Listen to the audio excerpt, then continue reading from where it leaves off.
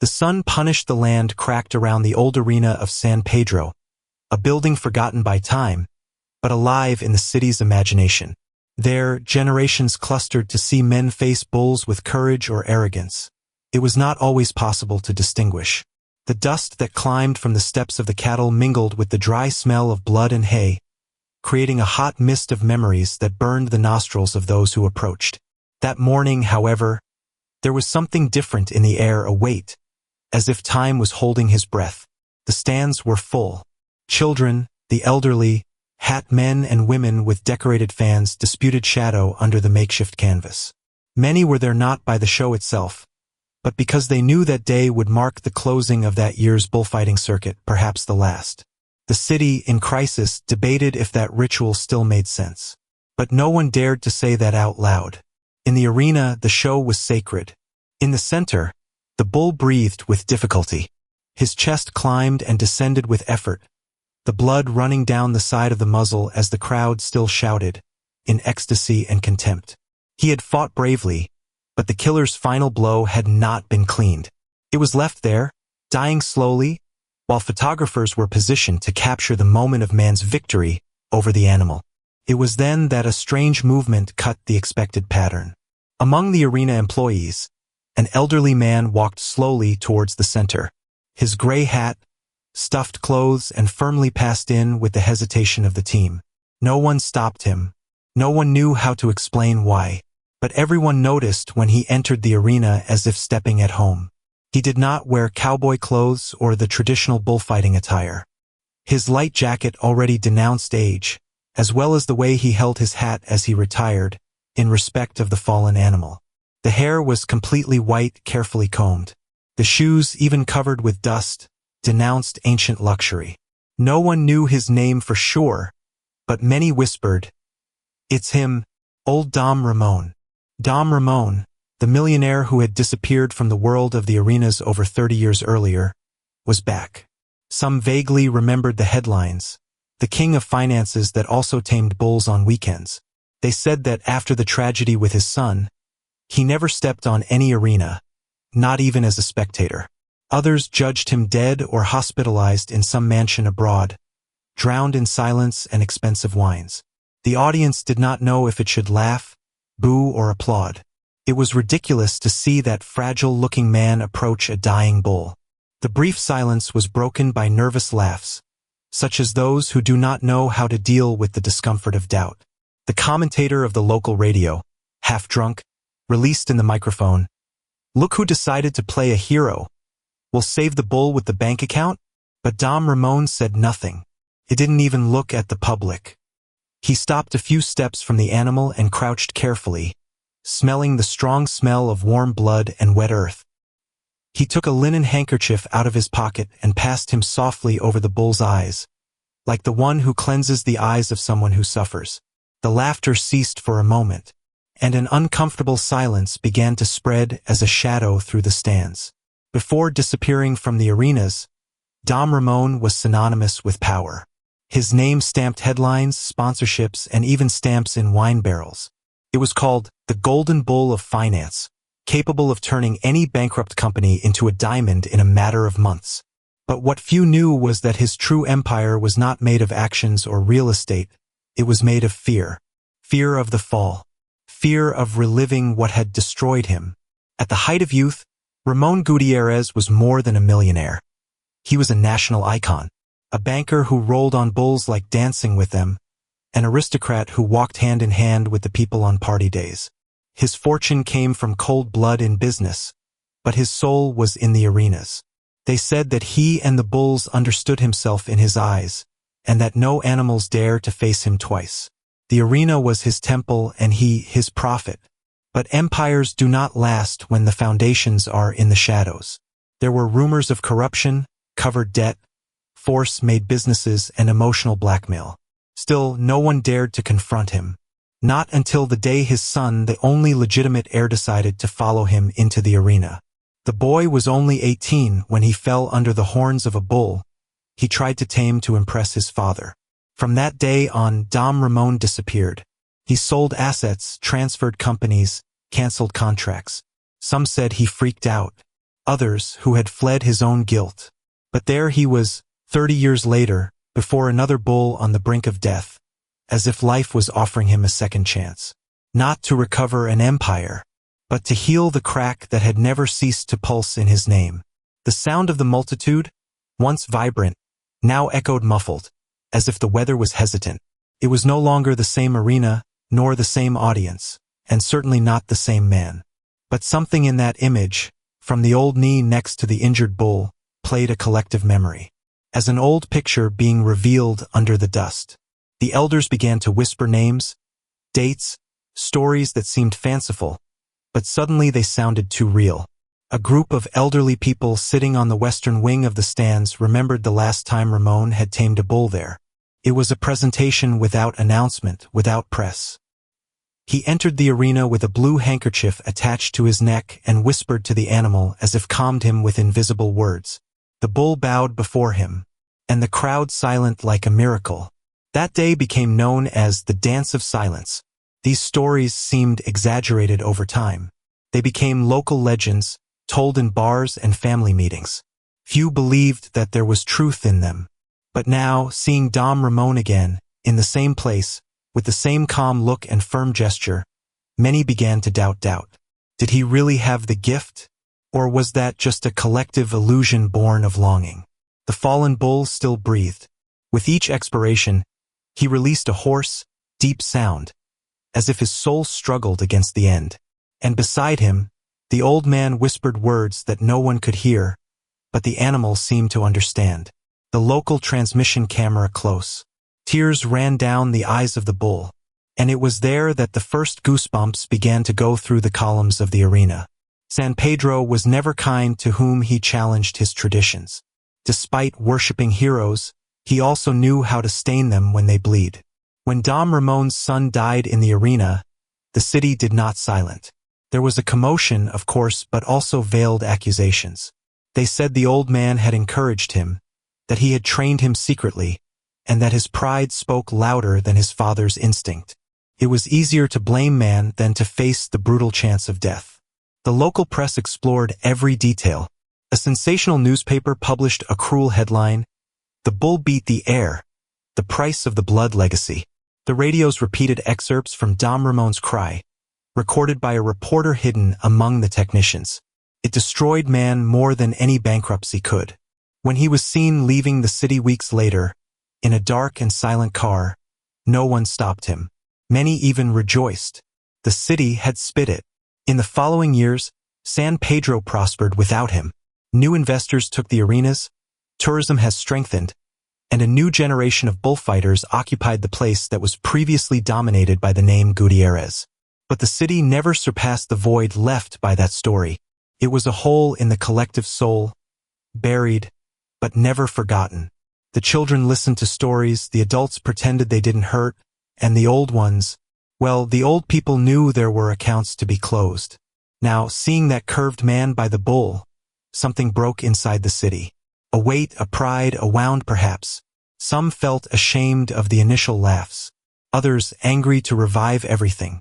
But above all, there was an uncomfortable recognition that, even exile, Dom Ramon has always been part of that land. And at that moment, like a ghost who returns home, he stared at her back. Dom Ramon did not warn anyone. No ads, no invitation, no official note. It just appeared, walking slowly through the back of the arena, as if it had never left that place. Younger employees did not recognize him immediately, but the oldest frozen to see him. It was as if the time this one step backwards. And yet, no one dared to stop him. There was something in his gaze that imposed respect, not out of fear, but by memory. The event organizers were shocked. One of them, Alfredo Mendonza, was just a boy when Ramon was legend. Seeing him cross the narrow corridors leading to the center of the arena, he was paralyzed.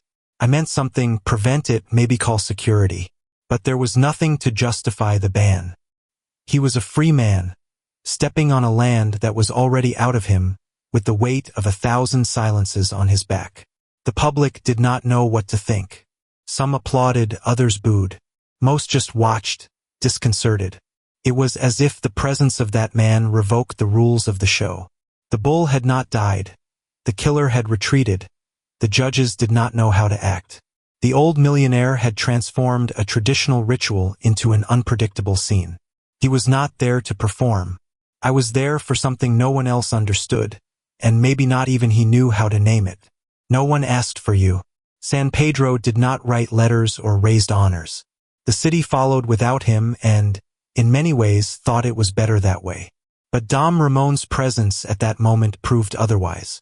There were holes that could only be filled with those who dug them. And in that silent return, without rehearsed applause, the old man did not seek forgiveness. I sought something rarer, truth. The animal's eyes were not like the others. There was not only pain in them, there was recognition.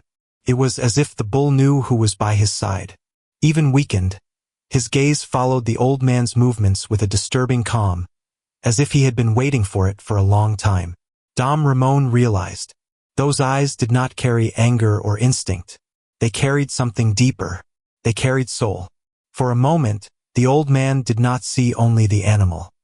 He saw the reflection of himself in the dark and tired eyes of the bull. He remembered his son on the ground, with the same fixed look, between life and death.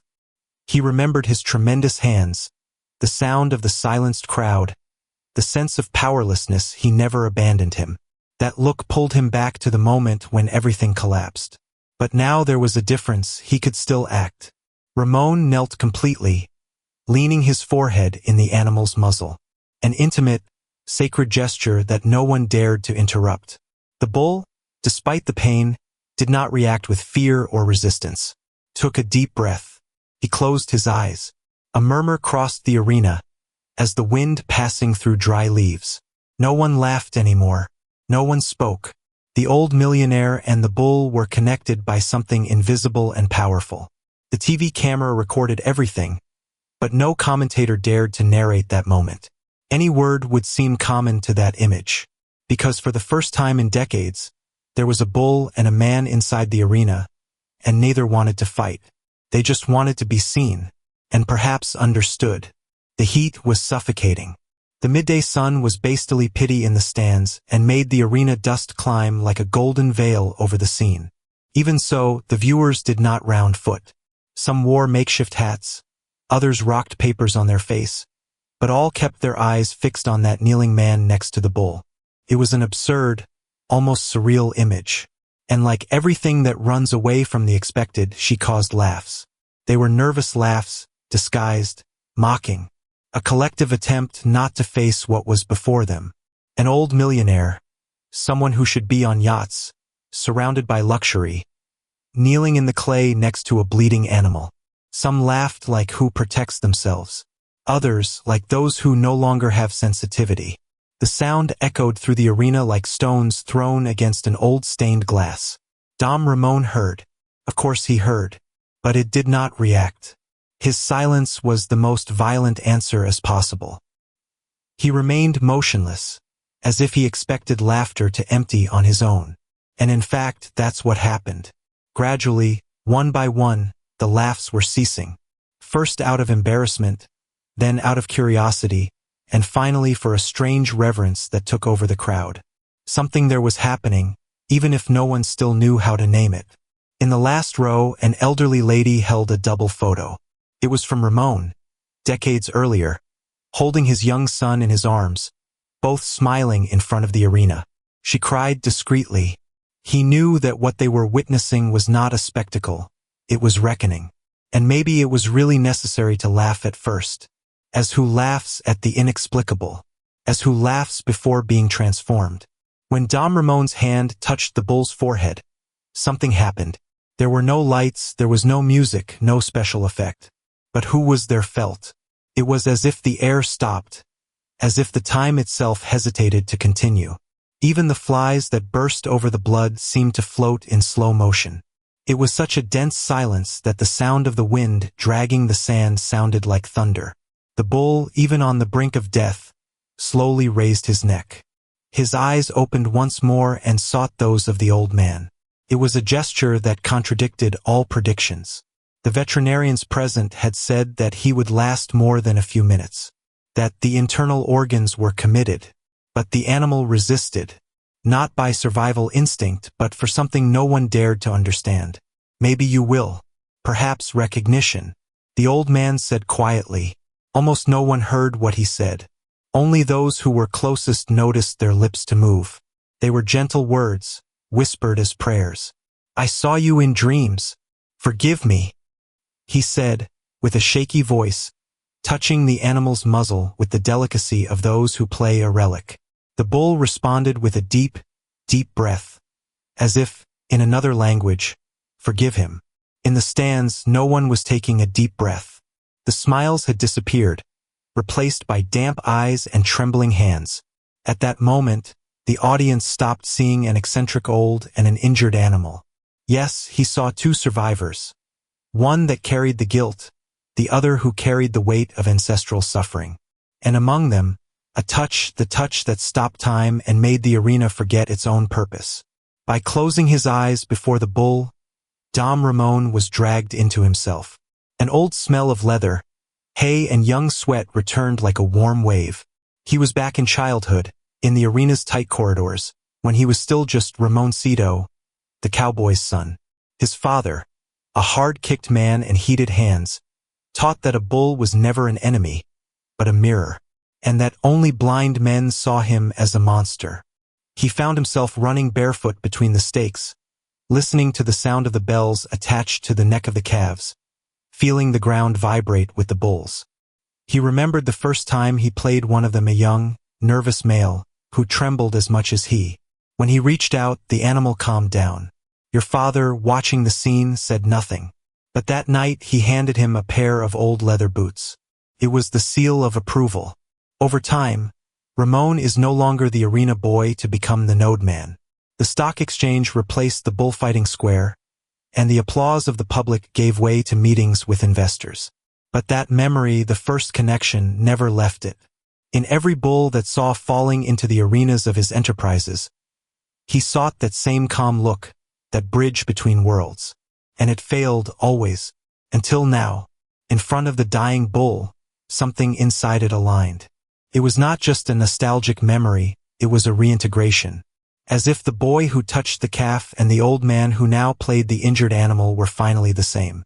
Behind the contained cry, behind the wrinkles and reputation, there was a heart that, for the first time in a long time, beat at peace with its own past.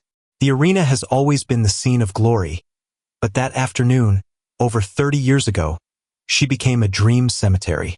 The sun was tall, the audience boiled with enthusiasm, and Dom Ramon smiled like the one who saw his own blood shine under the lights.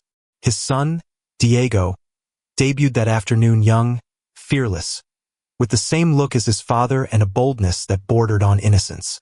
Ramon dressed him with the white clothes of honor, the same as he had worn in his consecration. It was supposed to be the day of the legacy. But the chosen bull, El Fuego, was not any bull. It had unpredictable history and indomitable soul. Ramon knew him well, had already refused him twice in previous performances. But Diego insisted. He wanted to prove that he could face what his father feared. He said he wanted to tame the fear of the old man. Ramon hesitated. For seconds. Maybe out of pride. Perhaps because he believed his son was made of iron like him. And then left. The crowd shouted. Young Diego entered the arena like a nascent star. His posture was impeccable, the firm smile, the sharp gaze. But in less than 2 minutes, everything broke. A false step, an unexpected bull turn, and the horns crossed the boy's chest like blades without warning. The audience stopped shouting. The sound of the impact, dry, crossed the arena like a sentence. And the silence that followed was the most cruel Ramon had ever heard. He ran to the center. He grabbed his son's body as the blood stains his white clothing, now closed as an announced tragedy. Diego's look, agonizing, carried no anger or fear, carried disappointment, as if to say, "You should have stopped me." Ramon shouted, but did not cry. No there. The cry came later, at the bottom of the house, where even the servants dared to enter. And with him came the voluntary exile, the tragedy that drew his son from the world and his soul of life. Not everyone knew, But Diego was not the only son of Dom Ramon. After the tragedy, rumors began to circulate among the oldest. That the old man had another heir, the result of a hidden love, outside the gala halls and the Spanish wine parties. A boy raised away from the spotlight, far from the name Gutierrez, far from the weight this surname carried. A son of the shadows, hidden from the official history. The boy was named Miguel, son of a woman who worked behind the scenes of the arena, taking care of the horses. Ramon loved her in secret, between trips and silences. When he learned of pregnancy, he offered him a home and protection, but never publicly assumed his son. Miguel grew up listening to his father's name on radio and newspapers, but unable to call him that way. He grew up watching the world that could have been his own, and grew up angrily. After Diego's death, Ramon cut all ties with the world, but he continued sending letters to Miguel, letters that were never answered. He wrote as one who prays, as who confesses sins to an altar who may never acquit him. Miguel lied but did not write back. I wanted the old man to feel the same abandonment that he had felt his whole life. But one of the letters contained something different. A request. It was an invitation to be in the arena that day. It didn't say why. It only brought one sentence. If I couldn't be a father in life, you may allow me to die man before you. Miguel, now 30-4, was there, in the last row of the stands, cap and sunglasses, observing. The shadow son was finally before the father of light, both carrying the weight of not having recognized themselves before. Diego's body was still hot when Ramon knelt beside him that damn afternoon. The arena was changed, but inside it was a hurricane. Kneeling on the floor covered with blood, the old millionaire felt time break in 1,000 pieces. The son, with his semi-open eyes, tried to say something.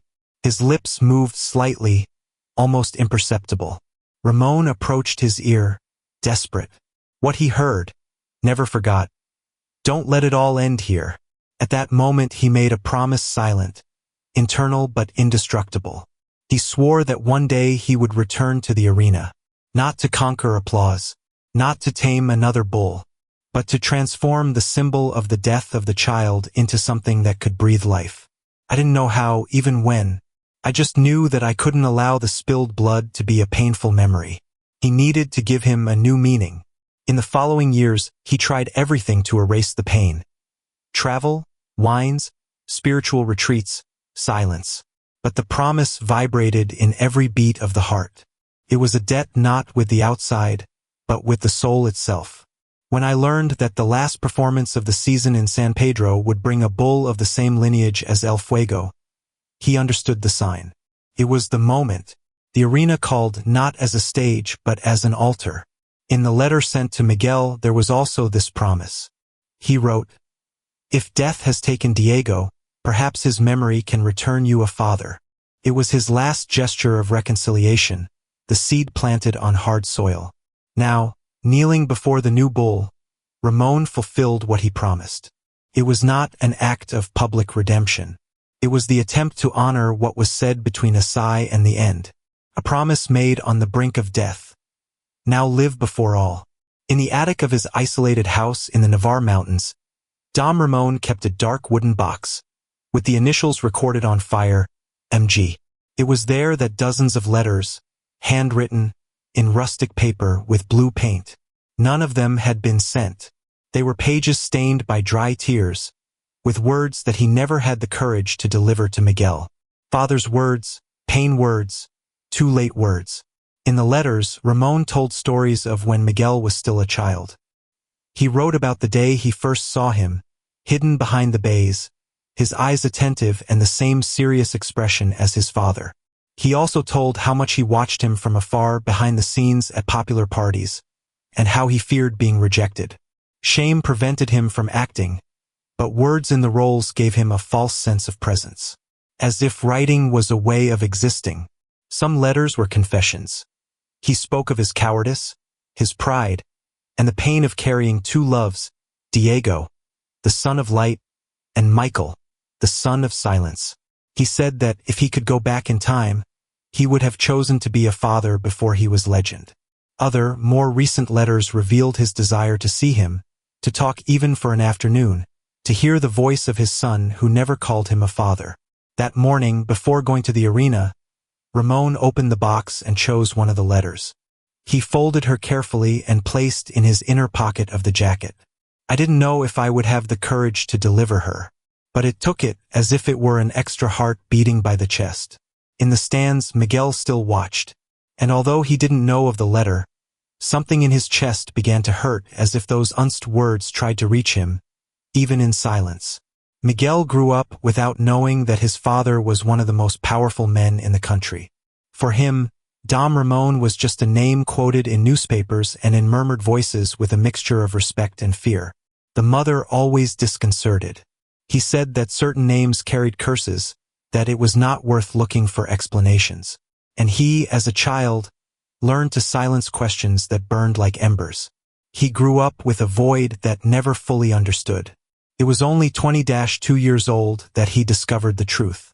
The already sick mother handed her an envelope with old photos and a letter that had never had the courage to read with him. In it, Ramon assumed paternity, asked for forgiveness and offered everything. House, surname, inheritance, name in the documents. But Miguel was already a man made, and it all sounded strange, distant, as if his father tried to buy what he had not helped to build. He refused everything. Not for pride but by defense. How to accept a legacy that only revealed itself after the absence. How to carry a name that never carried you in your arms. He continued his life as a literature teacher at a small school, away from business, the arenas, the cameras. But in every newsroom he corrected, in every poem he read with the students, Miguel felt a twinge of something unresolved. An inheritance not of money, but of identity. That day, in the stands, seeing the man he knew only for photos and silences, something inside him changed. It was not immediate acceptance, nor forgiveness, but it was the first flash of understanding. The old man in the arena was not the merciless tycoon of the headlines. He was a broken man trying to sew with his own fingers a bond that never had form. And Miguel, the heir he never knew, was now part of the scene that everyone watched, but only he really understood. While the public's eyes were fixed on the scene between Dom Ramon and the bull, few knew that in the arena transmission towers, a hidden camera captured everything from a privileged angle. It was an ancient system, inherited from the 1990s broadcasts, forgotten by many, but still functional. The responsible technician, Javier, was one of the few who knew his existence, and that morning, by instinct or destination, decided to activate it. The image was raw, without cuts, no filters. He showed the old man's face in detail, his wrinkles, his teary eyes, his trembling gestures. It also showed the look of the bull, fixed, deep, almost human. But what caught Javier's attention was something more subtle. A movement. Ramon removed a yellowish envelope from his jacket. He looked at him for a moment, like a mirror, and then leaned it on the animal's flank, as if he were handing a letter to a living statue of memory. Javier didn't know what to do with those images. I could transmit them in real time, but hesitated. There was something sacred in that exchange, something that surpassed the show. He chose to record. When the press asked images later, he would decide what to deliver. At that moment, he only knew that he was witnessing something too intimate to be thrown into the arena of public opinion. The secret of the cameras was not about the bull. It was about the man. Hours later, at night, Javier would watch the recording again. It would repeat the moment Ramon touches the animal and murmurs something inaudible. But by increasing the volume, he realized the old man did not speak to the bull. He spoke to someone distant, absent. He said, "I failed you, but here now I try to get it right." Changed everything. The camera had not just captured one act. He had captured a soul revealing himself. The bull still breathed with difficulty, but there was something strange in his posture. The weak body, almost delivered, did not prevent his eyes from remaining fixed on the kneeling man in front of him. And then, in the face of thousands of witnesses, it happened what no one had ever seen in an arena. Tears ran from the animal's eyes. Thick, silent drops that slowly slid down the skin stained with blood and dust. The image was captured by the cameras and transmitted in real time. In the local station studio, The presenters interrupted the narration. A reverent silence dominated the studio and soon all the broadcast. It was impossible to interpret it as a simple physiological reaction. The bull cried. And even skeptics, those who said animals have no soul, were taken by something they couldn't name, but they felt like a punch in the chest. In the stands, a child asked his mother, "Is the bull sad?" The woman did not know what to answer. Others looked at each other with damp eyes, trying to understand why that scene hurt them so much. But Miguel, sitting in the background, understood better than everyone. He didn't just see an animal. I saw the alive metaphor of what had been left to die in silence: childhood, absence, hidden truth. The bull cried for him too. Dom Ramon reached out and collected a tear with his fingertips. He said nothing, but in his face, an expression first came: peace. Not for winning, but for surrendered. The bull, who was once a symbol of fury and brute force, was now a symbol of redemption. And in his tear, there was more humanity than in the applause that so often filled that arena. Long before becoming a feared business figure, Ramon Gutierrez was known in the interior fairs as the boy who herd the oxen. At the age of 9, he spent hours inside the corrals, sitting next to the calves, muttering sounds that no one understood. Older cowboys said he had a gift, inherited from the ancient Andalases, a silent connection with animals, stronger than any blood bond between humans. This skill became legend over time, fed by strange episodes. Calm bulls to see him, horses who refused food from others but accepted from his hand, dogs that cried when he broke. Many laugh, calling superstition. But there was something in the eye of the animals around him that challenged skepticism. Miguel, hearing these stories in his youth, thought it was exaggeration. Until that day, in the arena, there were no words allowed, only gestures, breaths, and presence. Ramon no longer tamed with strength as before. Now he was just a man trying to be understood by a creature who understood him better than his own children. The bull, even wounded, moved slowly, bringing the muzzle closer to the old man, as if seeking comfort. There was confidence there. There was delivery. And there was language. People began to mutter again in the stands. He's talking to the bull. Look at the animal's eyes. My God, it looks like the animal is listening to. But it wasn't a surprise to those who knew. Ramon always spoke to the animals, just couldn't talk to men, and perhaps that's why he was isolated. Perhaps, deep down, the only beings who never betrayed him were those who did not use words. And at that moment, the connection was so pure that it was enough to look to understand.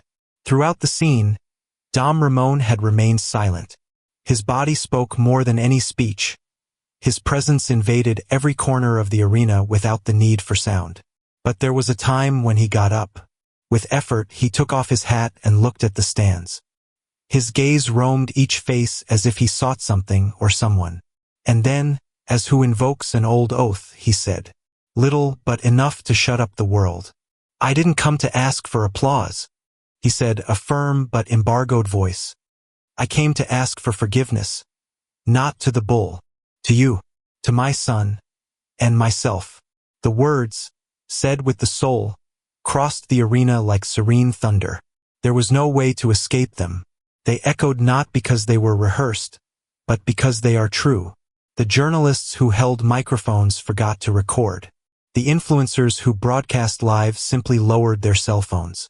The sound of sincerity, so rare in places of spectacle, had become sacred, and no one dared to interrupt. Miguel felt a knot squeeze his throat.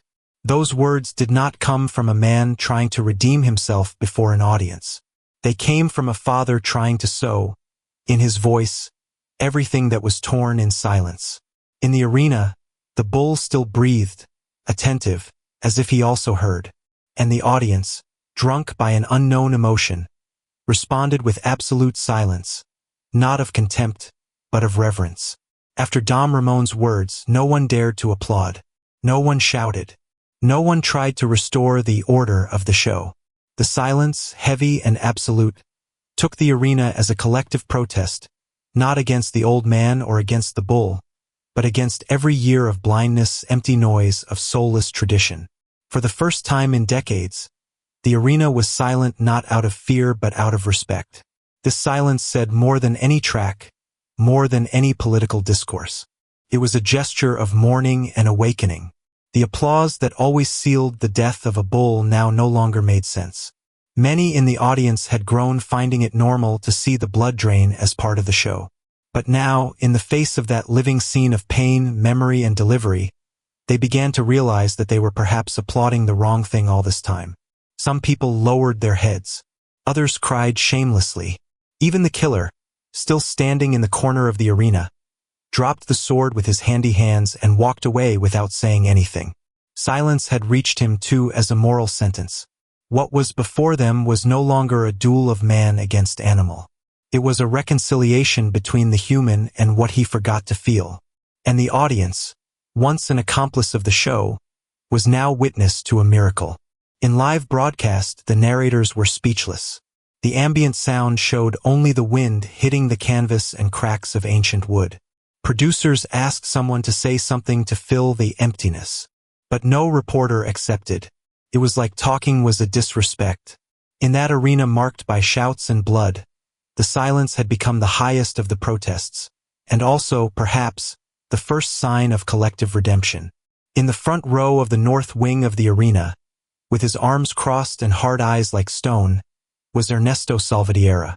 Dom Ramon's former partner had been the man who, after the tragedy, took the reins of the Gutierrez empire, and also the one who helped push Ramon into exile. Officially, Ramon was said to leave the pain. But those who knew the behind, the scenes knew that Ernesto had sown silent agreements with investors, choking the old until he delivers everything. Their reunion that day was inevitable. Ramon knew he would be there. He knew he would not lose a chance to watch his return, perhaps expecting to see the old kneel in failure or play a ridiculous role. But what Ernesto didn't expect was to see the audience in silence, the living bull, and the man who destroyed with business now being rebuilt by feelings. The arena that once had been its platform now was the stage of the fall of Salvatierra's pride. Ernesto's eyes did not blink. He squeezed his lips, as a repressing ancient fury or a guilt he never wanted to accept. It was the only one there that had not gotten up, had not been thrilled, did not surrender to what was happening. But something in his countenance changed, even if imperceptibly. Perhaps it was the discomfort of seeing that the man he helped overthrow still had power not about actions but about hearts. Ramon, in turn, looked at him only once. And it was enough. There was no hatred in his gaze. There was a pity, and there was something even more terrible for a man like Ernesto. Forgiveness. A silent forgiveness, thrown as a direct arrow in the soul. And it was then that, for the first time in decades, Salvatierra bent. Not in reverence, but because deep down he knew he had lost. No business, not prestige, but the chance of being remembered as something beyond a name in contracts. For years, the official version of Dom Ramon's departure was simple. I mourn him consumed. Diego's death, they said, had broken the last foundation of his strength. But behind the scenes, other truths circulated in whispers. And that day, before the whole city, these truths began to emerge, not by words, but by the crossed glances, by the silences loaded, the faces that avoided facing the past. The truth was that Ramon did not fall alone. It was pushed. While still crying for his son, Ernesto Salvatierra and other directors of the Gutierrez group maneuvered contracts, redirected actions, frozen funds. They took advantage of Ramon's emotional fragility to restructure the company and push it away from everything. He was convinced, in the midst of mourning, that it was best to rest and leave business in hand more solid. Signed papers without reading, and lost everything. Miguel, still young at the time, did not know these details. But over the years, he had heard fragments, broken stories told by mother and former employees. That arena now looked like a table where the truth finally charged its space. It was not just the story of a father who lost a son. He was also that of a betrayed, silenced man, discarded as an old piece in a game he had created himself. Ramon knew that, but it never exposed the culprits. He did not sue, did not speak to the press, did not defend himself. He carried the guilt as if it were just yours. And maybe that's why, now there in the arena, her gesture gained so much strength. Because his return was not revenge. It was revelation. And by showing his vulnerability before the public, he also bare those who knocked him down without having to accuse. The truth finally breathed. And she had the sound of silence and the smell of redemption. Miguel remained in the last row of the stands, immovable. The sunglasses no longer hid the brightness in the eyes, nor the knot in the throat. For a lifetime he got used to observing from the outside life, affections, absences. But that day something pulled him to the center. He was no longer just the son his father hid. It was the man who, by his own choice, had decided to return. Not to forgive, but to see. To understand with their own eyes what they always denied him. Each gesture of Dom Ramon in the arena was a living letter, a listening request. Miguel recognized him not as the tycoon of ancient newspapers, but as the old man who had written dozens of letters that never arrived. The man who loved bulls like children who failed with their children as if they were bulls trying to train them, shape them, but forgetting to love them as they are. And seeing that man there, kneeling before an injured animal, was like seeing him before himself. Miguel got up. He said nothing, but his presence imposed himself as a silent radius. Some recognized him, his face similar to Diego's, his firm walk, dark eyes. Ramon felt. He turned slowly and saw him, and at that moment the time between the two evaporated. There was no 20, 30 years of absence. There was a father and a son looking at himself for the first time without intermediation. Without fear. No masks. The old man smiled, a shy, almost childish smile. Miguel did not return immediately. But it didn't look away either. They stayed like this for seconds that seemed eternal, with the whole arena as a witness. Nothing said, but they said it all. Because sometimes the reunion does not start with hugs or words. It begins with the simple act of staying. And Miguel finally was there, not as a shadow, but as a sun. For decades, the arena audience had been seeking only emotion.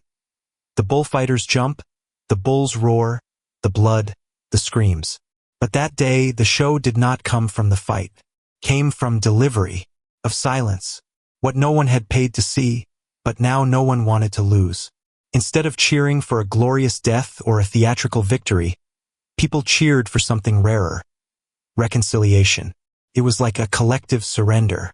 The people who once laughed now heard with their hearts. One by one, the viewers rose in silence. Not on the impulse of a multitude, but out of respect. It was as if everyone understood that they were witnessing not only an intimate moment, but the closure of a cycle. A man trying to mend the past. A son emerging from the shadows. A bull dying without having to kill. Children held their parents' hands. Rude men, accustomed to the brutality of the arena, now wiped their eyes shamelessly. Women exchanged accomplices, such as who recognizes a gesture that transcends the male, the heroic, the proud. There was something too human happening, and no one else wanted to pretend they didn't see. Social networks were taken by images of the moment. But for the first time, comments no longer asked for bids or blood. Asked for continuation. They asked for truth. The San Pedro Arena, which for years was a symbol of bravery and spectacle, at that moment it became another type of stage. A stage where the story not invented, but lived was told with flesh, memory, and emotion. The public, who so often required entertainment, has now surrendered to the raw beauty of vulnerability. And that's why no one wanted to leave. Because they knew they were seeing something that would not be repeated. They were seeing a heart to be returned to the body. The sun was beginning to hide behind the hills, throwing long shadows inside the arena. The heat gave way to a warm wind, almost sad, as if nature itself was saying goodbye to that day. The bull, still lying down, released a hoarse, deep sound not in pain, but of lament. A muddy who seemed to come from the bottom of time, as if all the wounds of his lineage found voice at that moment. It was the last cry. This sound traveled the arena as an invisible wave. The audience arrested the breath. Ramon, with his eyes closed, put his hand over the animal's head and murmured something. A request for forgiveness that did not need to be loud. It was a double forgiveness. to the bull who had resisted with dignity, and to the son he had lost for pride. That scream of the animal was the final judgment of a judgment without judges, but with thousands of witnesses. Miguel, still standing in the stands, closed his eyes. He felt something inside him loose. It was grudge dissolving slowly. It was not easy, nor sudden, but it was real. Forgiveness began there, not as a public gesture, but as an internal silence, like a river running again after years of drought. The image of the kneeling father, the delivered bull, the transformed audience, all this broke his defenses. And when he opened his eyes again, he saw an old man crying with the dignity of a defeated and, at the same time, reborn king. The bull released one last breath. His eyes closed slowly, and the body relaxed. He died in peace, not as a victim of a spectacle, but as a fundamental piece of human and tragic history. Ramon remained motionless, with his hand still over the animal's head. There was nothing more to say. The forgiveness had been asked, and in the silence that followed, it seemed to have been accepted. When the bull body was removed from the arena, covered with a white embroidered with gold, a makeshift tribute made by the organizers, Dom Ramon remained standing alone. The public did not applaud. I waited. I felt that something was still missing. Then he walked to the center of the arena, where so many years before his son had fallen. He took off his jacket, put it on the floor, and faced the crowd. His voice did not shake, though his eyes were red. The microphone that offered him he refused. He preferred to speak as if he were in a small room, looking at each face, as if saying goodbye to each other. And then calmly confessed, I spent my life building an empire with my hands, and destroying my soul with silence. I lost a child for pride. I rejected another for cowardice. And I hid it all from you, pretending to be strong. But the truth is that I was the weakest of all. The audience listened in absolute silence. He continued, Today I didn't come to rescue my name. I came to deliver what is left of him. If there is a legacy I want to leave, it is not my fortune. It is this story. May she serve as a lesson. May the children be heard. That parents ask for forgiveness in life. And that no man needs an arena to find out who he is really. Those words were not in any will, but they changed everything. The image of the arrogant millionaire who had escaped the tragedy was replaced at that moment for something much rarer. That of a man who had the courage to undress before all, and to turn your own shame into a bridge to those who came later. The public, once audience, was now witness to a soul being delivered, and that was the greatest legacy of all. In the following days, the city of San Pedro lived a different silence. Not that of indifference, but that of reverence. The streets looked calmer, the deeper eyes. People spoke little, as one who carries within themselves something too big to be exposed in words. Everyone had watched something that didn't fit in headlines. It was more than history. It was legend. And it was not long before the city decided to eternalize it in stone. The mayor, played for the moment, summoned local artisans to a special project. A statue in the center of the arena. But it would not be like the previous ones, which glorified the killer and the domain gesture. The new sculpture would bring an unprecedented scene. An old man kneeling, with his hand over the head of a bull lying down, and in the background, a young man watching his son. There would be no carved names, just a simple inscription. When the strength bent, forgiveness was born. During the inauguration, weeks later, Miguel was present. Without fuss, no speeches. It only watched the sculpture in silence, as if it contemplates not a tribute, but a scar. He brought in his pocket the letter his father had given him after that day in the arena. Had not yet read, but he kept as if it were the heart of his own old, handed over with trembling hands and his gaze asking for peace. The legend of stone and blood was no longer just about Ramon Gutierrez. It was about everyone there. About parents who make mistakes and children who expect. About beasts that cry and cities that learn to listen. It was a memory that the arena can be the scene of death, but also of renaissance. And that sometimes the most revolutionary gesture is not to overcome the bull, but kneeling before him. That image no longer came out of the memory of those who saw her. The old millionaire, curved before the dying bull, in a posture of respect and delivery. There was no theatrical bravery, nor empty glory. There was humility. A man who for decades remained erected in the face of everything, from the market, the press, pain now kneeling not as a sign of weakness, but as a symbol of inner greatness. Curving to the bull was more than a physical gesture. It was an act of reconciliation with all that he had denied during his life. His fragility, his mistakes, his silence in the face of affections. It was as if every folded vertebra carried a name. Diego, Miguel, the woman who loved in secret, the employees who fired coldly, the boy inside him who just wanted to be touched with love. That curved body was a finally true body. The press, which initially sought scandal or spectacle, did not know how to narrate that.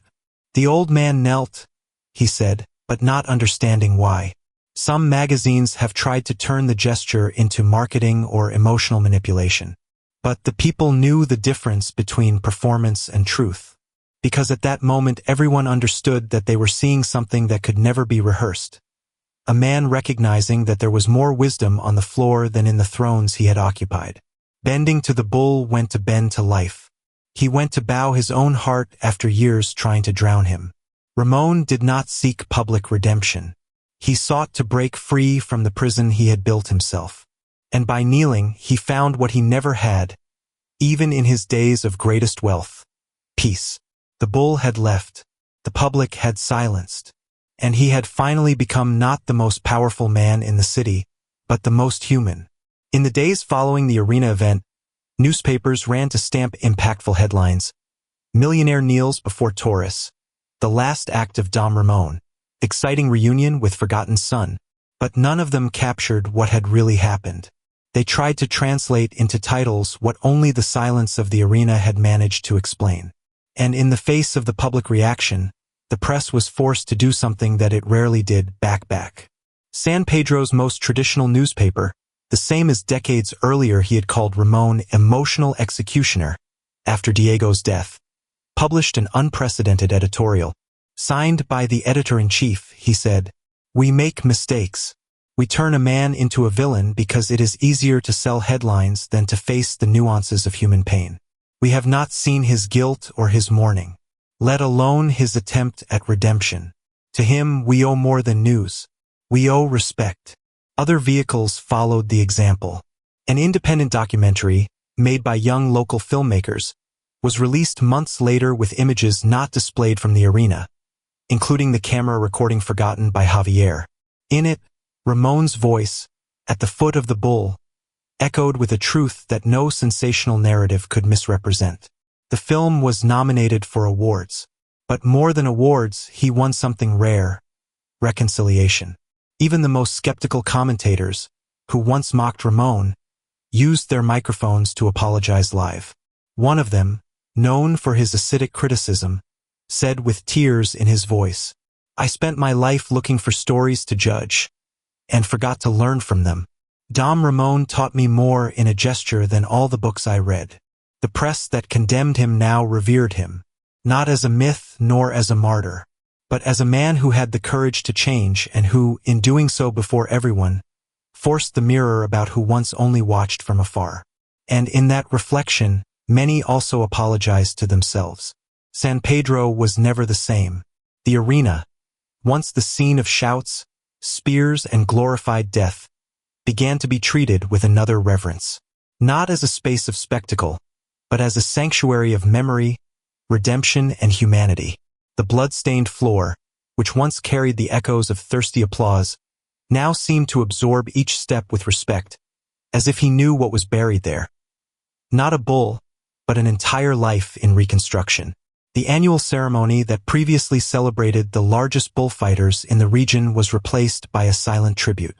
On the date of the event, every year, the doors of the arena are open for those who want to enter. There is no combat, no presentations. Just candles, flowers, and a small stone altar with the name of Diego recorded next to the newly opened statue. It is the only place in the city where you can't clap by choice of the people. There the silence speaks. Ramon never presented again. I didn't even need to. His gesture had crossed generations. Children learned about that day in schools. Teachers narrated him like myth, though they knew it was true. Miguel took over the foundation created on behalf of his brother and father, an institution that rescues young people in emotional abandonment, teaching that pain does not hide, transforms itself. And upon entering the arena every year, he sits into the same stands where he watched his father kneel. In silence, they say that there was a moment, that eternal afternoon, when time left, where the errors of the past were accepted, the silences heard, and the affections finally freed. That day, the arena is no longer just stone and iron. It became a temple of all that is human. Pride, loss, reconciliation, love. And those who cross it today feel, because on that floor where so many fell trying to look strong, a man bent and was, for the first time, true.